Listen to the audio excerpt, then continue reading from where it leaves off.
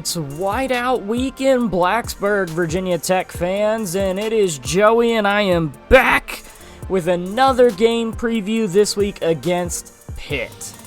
This week is not your typical primetime game, but it will be played in primetime as Pitt comes into Blacksburg for an 8 p.m. kick versus Virginia Tech. It'll be a whiteout game and a military appreciation night for the Virginia Tech Hokies, which is always a big deal here in Blacksburg.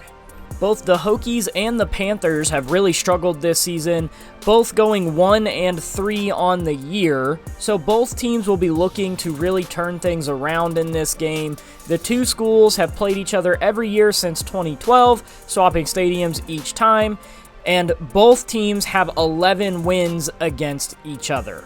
I think a massive thing to keep in mind in this game is the struggles both teams have had with injuries.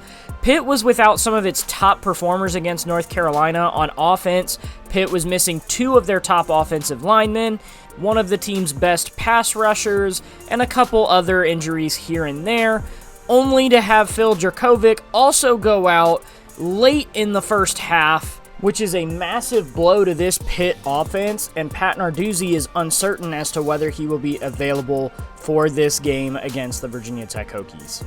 And I've gone into this before, but the Hokies are also missing a ton of guys out there as well. Ollie Jennings, Grant Wells, Keyshawn Burgos, Nasir Peoples, Cole Beck, all of whom are out with injuries. So ultimately, this game is really going to boil down to who has the next man up. Both teams have been beat up and both have struggled to be successful because of it. Pitt has been really close to winning every single game, just like the Hokies have. But Pitt is still a very formidable foe, especially with Pat Narduzzi at the helm. On paper, this should turn out to be a massive defensive battle, but Pitt's backup quarterback is going to have a mountain to climb coming into Blacksburg during a night game and a sellout crowd. In the last game, Christian Veilleux turned the ball over 3 times. He can't do that if Pitt is going to have a shot to win this game, and the Hokies should be looking to chomp at the bit with a quarterback who doesn't have a ton of experience coming into this game. My prediction looking at this game is that this game is going to be an absolute slugfest. Defense is going to be a key, and I think whoever wins the turnover battle is going to win this game.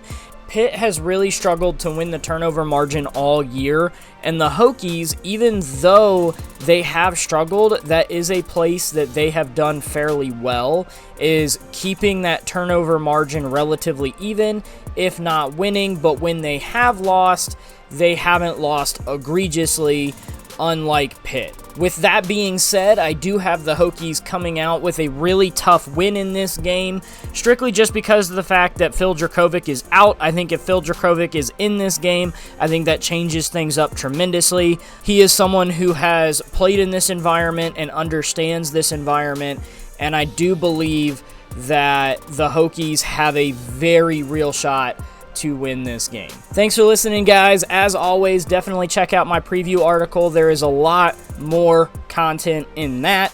Also, definitely smash that like and subscribe button for LegacyMaker Sports. Also, check out the latest episode of my show, Sportsbology, right here on the LegacyMaker Sports Network. I'll catch y'all next week. Thanks, guys.